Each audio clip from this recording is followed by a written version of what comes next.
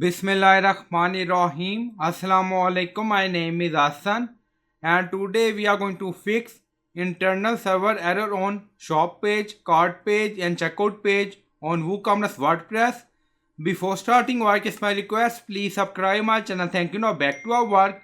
So when we are trying to access cart page, now you see 500 internal server error. So we are going to fix it. So this error only show on WooCommerce pages. Now go to dashboard. On left side you see plugin. So click on install plugin. So first you will update WooCommerce plugin to fix this issue. And then you see WooCommerce plugin updated. And after that on left side you see setting and then you see permalink. So click on it. So we are in permalink setting and then you see post name. Now select and then click on save changes. So click on it. Now permalink structure updated.